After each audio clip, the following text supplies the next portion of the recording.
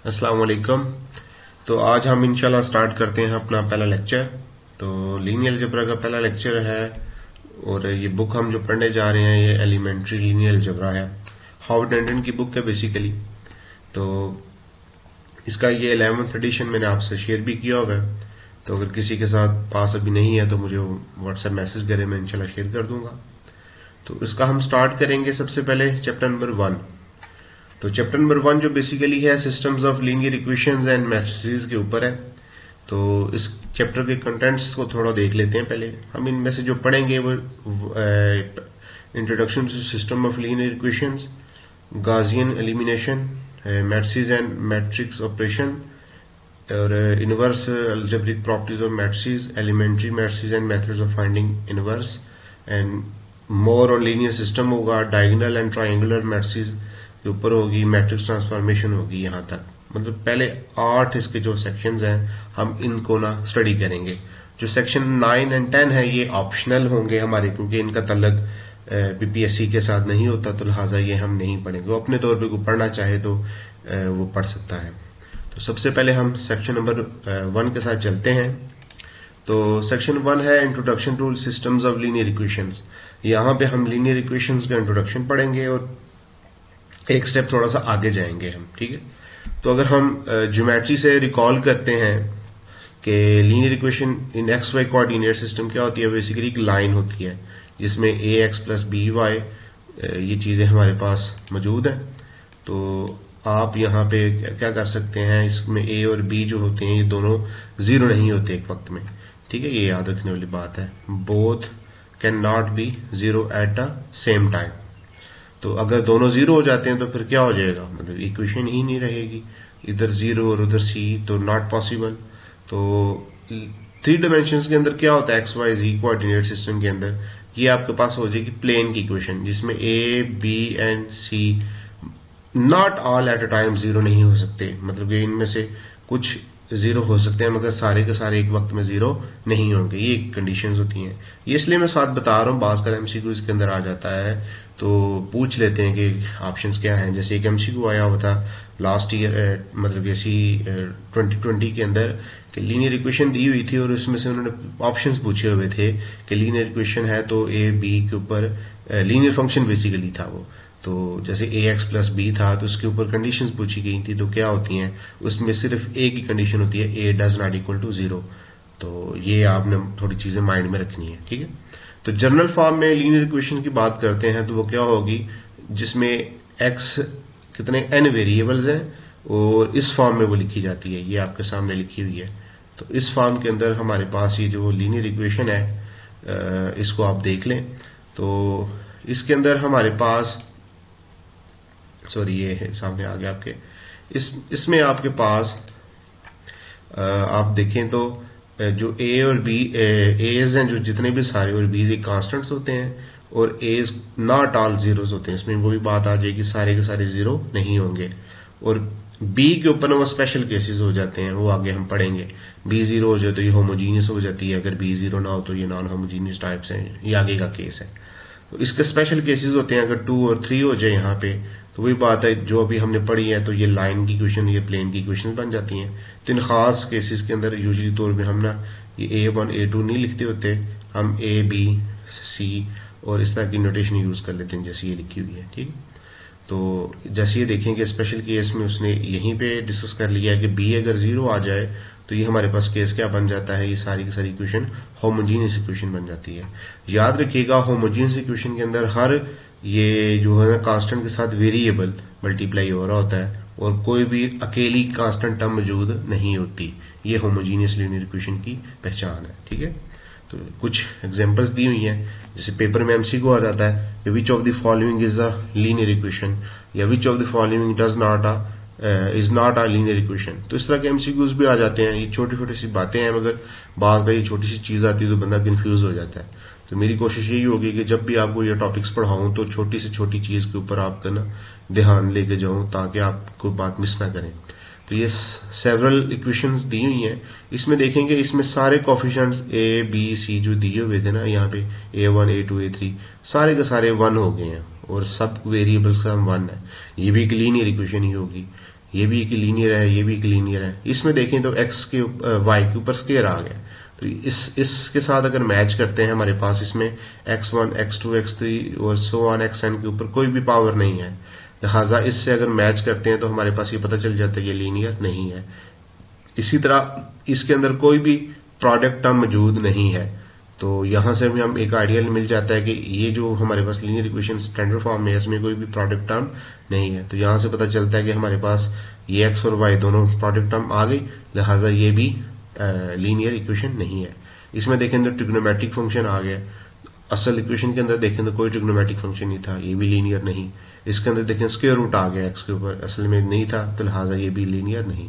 तो लीनियर है या नहीं है इसकी पहचान आपने यहां से देख लेनी है, ठीक है। सिर्फ पावर 1 हो पहली बात, प्रोडक्ट टर्म ना हो, कोई भी ट्रिग्नोमेट्रिक फंक्शन ना हो, इसके अलावा लॉगरिथमिक फंक्शन है, इनवर्स है, हाइपरबोलिक है, जितने भी नॉन अलजेब्रिक फंक्शंस हैं वो कोई ना कोई अगर मौजूद हो तो वो भी लीनियर इक्वेशन नहीं होगी। इसी तरह अंडर रूट आ जाए तो वो भी नहीं होगी, अंडर रूट के अलावा क्यूबिक आ जाए, कोई भी पावर आ जाए इसके रूट्स के अंदर। तो A finite set of linear equation is called a system of linear equation। अगर एक से ज्यादा इक्वेशंस को इकट्ठा करके लिखते हैं तो हमारे पास एक सिस्टम बन जाता है, तो उसको सिस्टम ऑफ लीनियर इक्वेशन या सिंपली इसको लीनियर सिस्टम भी कह देते हैं, ठीक है ना। लीनियर सिस्टम से हमारा लीनियर इक्वेशंस का सिस्टम हो गया। तो वेरिएबल्स जो होते हैं उसको अननोन कहते हैं, जितने भी एक्स और वाई हैं इनको अननोन्स कहा जाएगा, और जितने भी जो साथ मल्टीप्लाई होने वाले हैं ये कांस्टेंट्स होते हैं, ठीक है, कोफिशिएंट्स भी आम जुबान में कहते हैं। तो जनरल फॉर्म क्या होगी, a general linear system of m equations और n इसमें अननोन्स है। तो इसमें देखें a11 x1 a12 x2 and a1n और xn, इसमें डबल स्क्रिप्ट्स आ गए हैं। अगर गौर से देखें तो इसमें डबल स्क्रिप्ट से मुराद ये है कि जो पहले नंबर वाला है ना, ये हमें बता रहा होता है ये फर्स्ट रो के अंदर है, ठीक है, पहली मतलब कि सॉरी इसको बाद में क्योंकि हम मैट्रिक्स के अंदर भी देखेंगे तो इसलिए ये डबल स्क्रिप्ट यहाँ पे बड़ी अहम बात है। 1 से मुराद ये है कि ये पहली इक्वेशन के अंदर है और ये पहले वेरिएबल के साथ कोफिशिएंट मल्टीप्लाई हो रहा है। यहाँ पे a12 का मुराद है कि पहली रो के दूसरे जो वेरिएबल है ना ये, उसके साथ ये मल्टीप्लाई हो रहा है ये वाला। इसी तरह जैसे इधर मैंने गलती से पढ़ लिया कोफिशिएंट लफ्ज, ये बेसिकली ऐसे था, ये 1 से मुराद ये है कि पहली इक्वेशन के nth जो वेरिएबल है ना उसके साथ जो मल्टीप्लाई होने वाला कोफिशिएंट है उसको कहेंगे a1n। तो इस तरीके से ये सारे हम पढ़ सकते हैं। जैसे इसकी बात करें तो इसका मतलब है कि कोई m रो है, उसके सेकंड वेरिएबल के साथ x2 वेरिएबल के साथ जो मल्टीप्लाई होने वाला कोफिशिएंट उसको am2 कहेंगे। ये डबल स्क्रिप्ट्स है ना जो ये मैट्रिक्स के अंदर लिखने में बड़ी मदद करती है। तो सोल्यूशन से क्या मुराद होगी, ये बेसिक टर्मिनोलॉजीज हैं जो आपको आती हैं ऑलरेडी, मैं सिर्फ एक रिवाइज करवा रहा हूँ, इंट्रोडक्टरी लेक्चर है तो मोटिवेट आपको बेसिकली कर रहा हूँ। तो ये सोल्यूशन की ये पढ़ने का तरीका कर क्या है, मैथ्स को रीड कैसे करेंगे। आप जब भी ये चीजें पढ़ेंगे तो आपके पास कॉपी पेंसिल एक जरूर होनी चाहिए जिसमें आप छोटी छोटी मेन जो पॉइंट्स हैं वो आप जरूर लिखा करें। तो इसमें देखें तो n अननोन्स है और ये x वाले और n नंबर्स जो इसके है ना ये, तो n अननोन्स है और n ही नंबर्स होने चाहिए। जो पहले जो वेरिएबल है उसका कोई आंसर होगा उसको s1 कह लिया, दूसरे को s2 एंड xn को sn कह दिया। ये कोई सीक्वेंस ऑफ नंबर्स होगी, मतलब डिफरेंट नंबर्स होंगे, तो ये सारे नंबर मिलके पूरी इक्वेशंस को ट्रू करेंगे। ट्रू से मुराद ये है कि आप जब भी ये वैल्यूज पुट करेंगे इनकी लेफ्ट साइड राइट साइड के इक्वल आएगी। चाहे आप यहां पे सारे नंबर पुट करें राइट साइड सेम आ जाएगी, इधर पुट करें इधर की सेम आ जाएगी, इधर पुट करेंगे इधर की सेम आ जाएगी। तो सारे के सारे सिस्टम को ये सारे नंबर्स अगर सेटिस्फाई करें, ट्रू कर दें, तो हम कहते हैं ये सोल्यूशन होगा, ठीक है, सोल्यूशन सेट आम जुबान में कहते हैं आप। तो इस तरह ये सोल्यूशन सेट्स को ऐसे अलग अलग लिखने के बजाय यूजुअली तौर पे हम इनको इस तरह ऑर्डर पेयर्स में भी लिख लेते हैं। ऑर्डर पेयर्स में लिखने का मकसद क्या होता है, इससे फायदा ये होता है कि इससे आपके पास आ जाता है ज्योमेट्रिकल मीनिंग आ जाता है। तो जब आपके पास ये दो होंगे तो आप एक्स वाई सिस्टम के अंदर इसको ड्रॉ कर सकते हैं पॉइंट, अगर ये 3 आ जाएंगे तो एक्स वाई जी 3 डायमेंशनल कह लेंगे सिस्टम के अंदर आप इसको पॉइंट को ड्रॉ कर सकते हैं, ठीक है। तो ये इसकी नोटेशन आ गई। तो इसके खास नाम भी होते हैं। अगर ये n सब्सक्रिप्ट्स हैं तो ऑर्डर्ड एन ट्यूपल कहते हैं, और अगर इसके दो हो जाए तो उसको ऑर्डर्ड पेयर कहते हैं, दो पेयर, और ऑर्डर्ड ट्रिपल कहते हैं अगर तीन आ जाए। ये दो और तीन ज्यादातर यूज होते हैं, हर डिमेंशन वाले वो जनरल केसेस भी आते हैं, मगर हमारा ज्यादातर काम 2 और 3 के साथ ही चलेगा।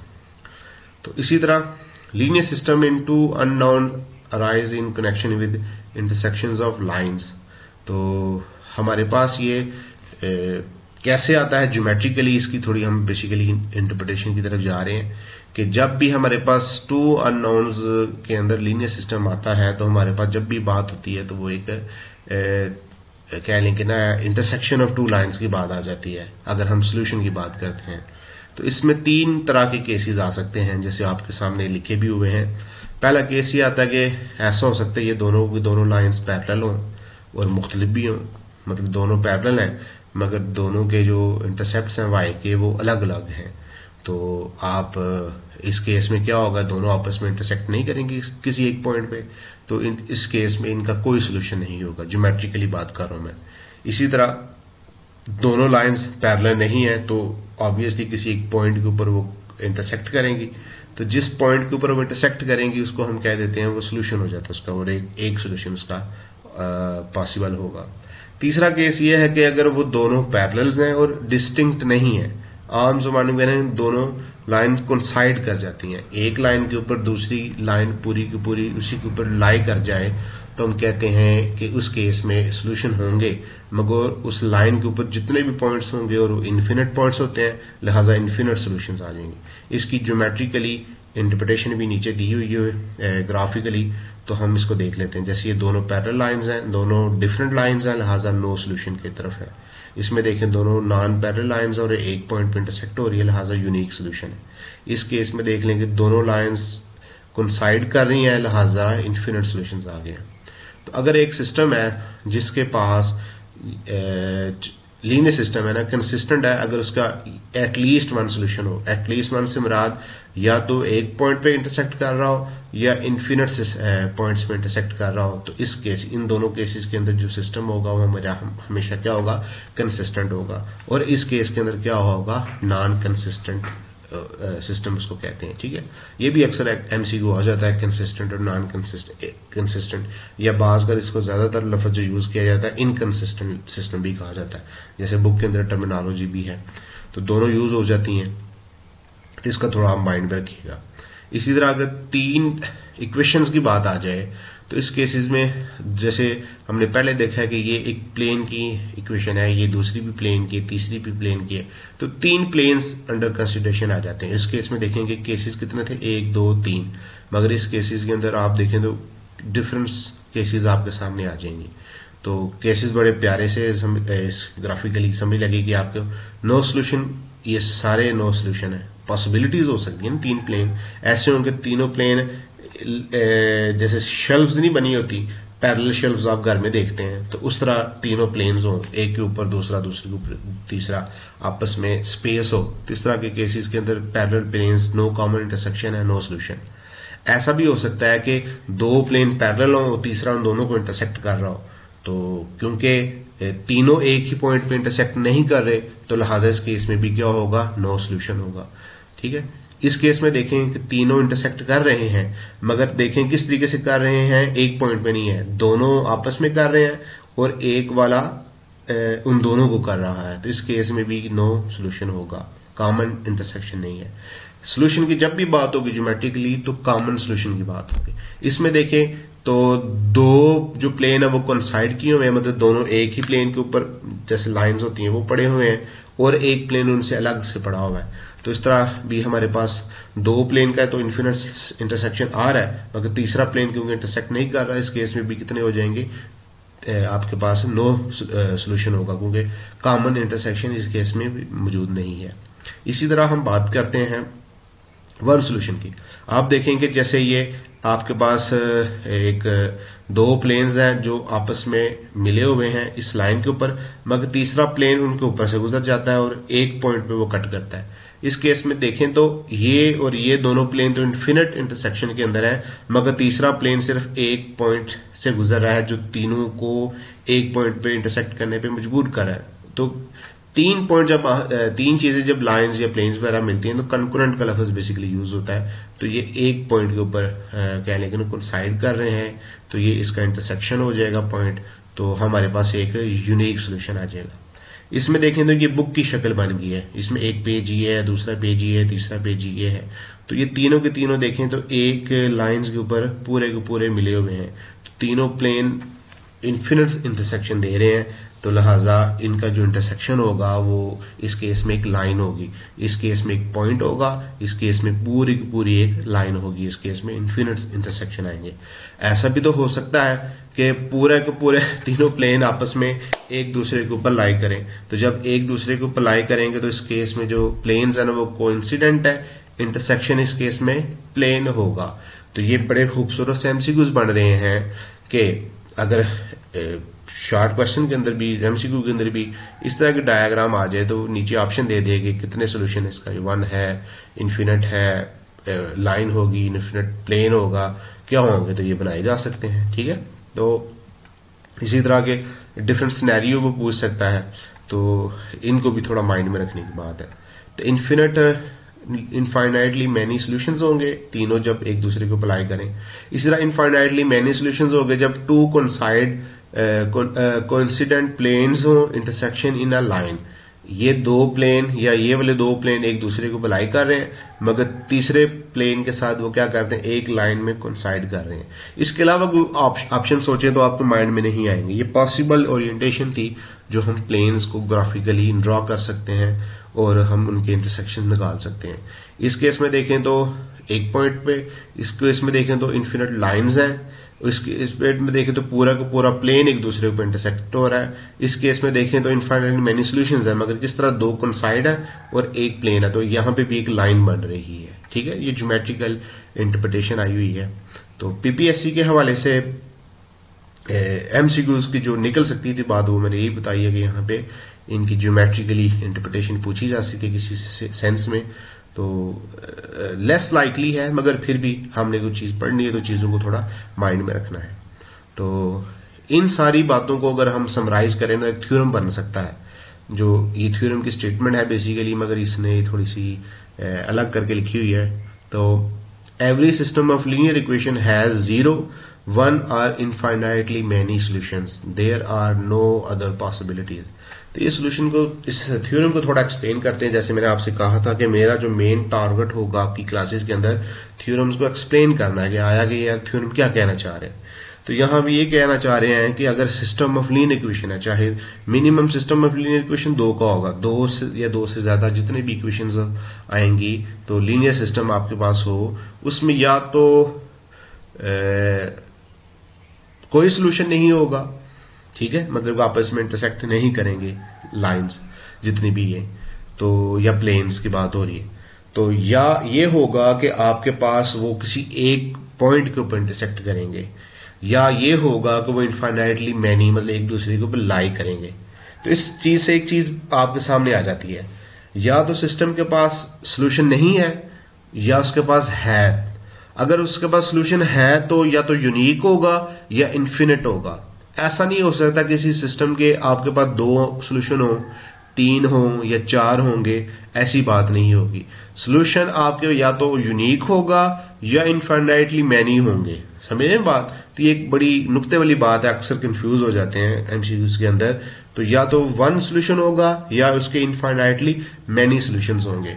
तो तीसरी बात यही है ना कि सोल्यूशन ही होगा तो फिर बहस खत्म हो जाती है हमारे पास। तो इसके ऊपर आपने ये एग्जांपल्स खुद पढ़ लेनी है, मैं इसको एक्सप्लेन नहीं करूंगा, टाइम वेस्ट नहीं करूंगा। आपने देख लेना है कि जिसमें एक सोल्यूशन हो तो आप निकलेंगे, एक सोल्यूशन निकलेगा।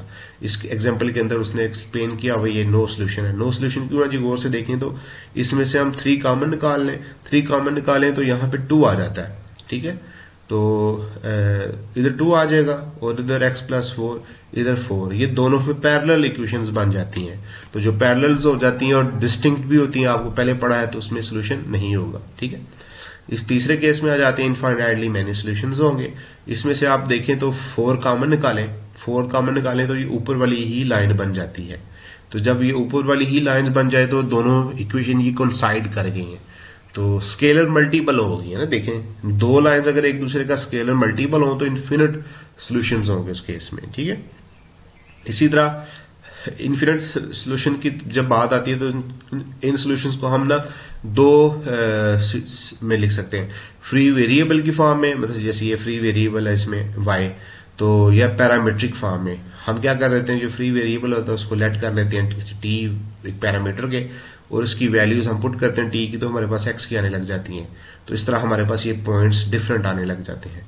तो पर्टिकुलर पॉइंट हर t की वैल्यू के लिए हमारे पास एक पर्टिकुलर सोल्यूशन आता रहेगा, और इन्फिनिट सोल्यूशन हम इस तरह फाइंड आउट कर लेंगे, ठीक है। तो ये 3 इक्वेशंस आ गई हैं, जिसमें ये जैसे 2 थी इसमें 3 आ गई, इसमें इनफाइनाइटली मैनी सॉल्यूशंस है। तो जैसे ये तो सिंपली बाय इंस्पेक्शन देखा जा सकता है कि इसमें से 2 कॉमन है, इसमें से 3 कॉमन निकले, तो आपके पास ये ऊपर वाली लाइन ही बन जाती है, प्लेन की इक्वेशन बन जाती है। तो इसलिए तीनों जो प्लेन है ना वो बेसिकली क्या कर रहे हैं, एक ही पैरेलल बन जाते हैं, तीनों एक दूसरे के ऊपर लाई कर जाते हैं, कोइंसाइड कर जाते हैं, ज्यादा अच्छा लफ्ज है। तो ये हमारे पास केसेस है। इसमें फिर फ्री वेरिएबल देखेंगे, एक्स की वैल्यू निकाल लें तो y और z उधर चले जाएंगे, तो y और z को r और s कोई भी पैरामीटर का नाम दे दिया है। तो इस तरीके से अगर हम r और ये वैल्यू ले लें तो स्पेसिफिकली पॉइंट आ जाएगा, इसको पर्टिकुलर सोल्यूशन कह देते हैं, ठीक है। तो हमने क्योंकि स्टेटमेंट के अंदर पढ़ा था, इसकी जो सेक्शन है इसमें introduction to system of linear equations है ना, साथ मैट्रिसेस की बात होगी, ठीक है। तो यहाँ पे थोड़ा सा देखें मैट्रिसेस का टच आ जाएगा। आप देखेंगे ये हमारे पास ना नॉन होमोजीनियस सिस्टम लिखा हुआ है, इसमें अगर हम वेरिएबल्स के कोफिशिएंट्स को अलग करके लिख लें, और जो राइट साइड पे कांस्टेंट टर्म्स इसको कहते हैं, बेसिकली कांस्टेंट टर्म्स को भी साथ मिला लें तो इसको कह देते हैं ऑगमेंटेड मैट्रिक्स फॉर्म कहते हैं इसकी, ठीक है ना। तो किसी भी सिस्टम की ऑगमेंटेड मैट्रिक्स फॉर्म वो होती है जिसमें कोफिशिएंट ऑफ मैट्रिक्स हो और साथ एक्स जो क्या कहते हैं इनको कांस्टेंट टर्म्स हैं वो भी साथ लिख दी जाए, तो इसको ऑगमेंटेड मैट्रिक्स कहते हैं। जैसे ये एक दी हुई है उसकी ऑगमेंटेड मैट्रिक्स, ये फॉर्म बनी हुई है, तो इसकी कोफिशिएंट मैट्रिक्स क्या होगी, सिर्फ ये वाले अगर हिस्से हम लिख लें, ये वाली लाइन खत्म कर दें अगर हम, तो ये वाले सारे के सारे हिस्से हमारे पास ये वाली क्या होगी, कोफिशिएंट मैट्रिक्स होगी, ठीक है। तो मेथड्स क्या होते हैं ये आप रीड आउट कर लीजिएगा, एलिमेंट्री रो ऑपरेशंस है। जैसे हम किसी भी इक्वेशंस को हम नॉन जीरो नंबर से मल्टीप्लाई कर सकते हैं कांस्टेंट से, और इंटरचेंज भी दोनों इक्वेशंस को कर सकते हैं, मतलब पहली जिस मर्जी इक्वेशन को हम लिख लें, दूसरी जिस मर्जी को लिख लें, या आपस में हम किसी भी नंबर से मल्टीप्लाई करके प्लस माइनस कर सकते हैं। इक्वेशन को जैसे आप हल करते हैं बचपन में सीखा होगा, उन्हीं तीनों ऑपरेशंस को हम बेसिकली कहते हैं एलिमेंट्री रो ऑपरेशंस। वही तीनों ऑपरेशंस हम मैट्रिसेस के ऊपर अप्लाई करते हैं तो हमारे पास बन जाता है। अब सवाल ये पैदा होता है मैट्रिसेस अचानक से कहाँ जाती हैं, ये क्या मतलब की चीजें पढ़ने लगी। आपने देखा होगा ये दो इक्वेशंस को हल करना थोड़ा आसान होता है, 3 को करना फिर चलो थोड़ा आसान होता है। आप खुद सोचें 4, 5, 6 ये आपके पास इक्वेशंस आ जाएं तो आप उसको कैसे हल करेंगे, पहले 2 को करेंगे, फिर उसको तीसरे के साथ करेंगे, फिर चौथे के साथ हल करेंगे, सबके बारी बारी इंटरसेक्शन पॉइंट फाइंड करते रहेंगे आप। तो मैथमेटिशियंस ने देखा कि इसको काम को थोड़ा आसान बनाया जाए, उन्होंने यही ऑपरेशंस आपकी आंखों के सामने फौरन तौर पे होने चाहिए, तो उन्होंने मैट्रिसेस फॉर्म में इसको कन्वर्ट करके वही सारे के सारे एक ही वक्त के अंदर सबके ऊपर अप्लाई करके बड़े खूबसूरत से आपके सामने थ्योरी पेश कर दिया, जिसको मैट्रिक्स थ्योरी आप पढ़ते हैं, जो आप लीनियर अलजेब्रा के अंदर पढ़ रहे हैं। तो ये बड़ा इंटरेस्टिंग सा सब्जेक्ट भी है। तो जैसे ये देखें एग्जांपल आपको बता रही होगी कि इधर हमने वो सारे स्टेप किए हैं, वही स्टेप मैट्रिक्स फॉर्म में भी हल हो रहे हैं, और मतलब इसका मतलब ये दोनों इक्विवेलेंट चीजें हैं, मतलब इधर हम ऐसे हल कर लें या मैट्रिक्स फॉर्म में हल कर लें, दोनों के आंसर सेम आएंगे। इसको आप थोड़ा डिटेल में पढ़ लीजिएगा, ठीक है। तो ये हमारा इंट्रोडक्टरी सेक्शन था, तो जिसके अंदर आपको मैं होमवर्क भी इंशाल्लाह सेंड करूंगा व्हाट्सएप ग्रुप के अंदर, तो उसको आपने थोड़ा देखना है। जैसे ये पहला पार्ट है, इसमें लीनियर और नॉन लीनियर आपने सॉर्ट आउट करने हैं इन क्वेश्चंस के अंदर, ये आपने कर लेना है। तो इसी तरह के एक्सरसाइज के मेन पॉइंट, मोटी मोटी चीजें आपने पढ़नी है जो आपसे हल हो जाए, ठीक है।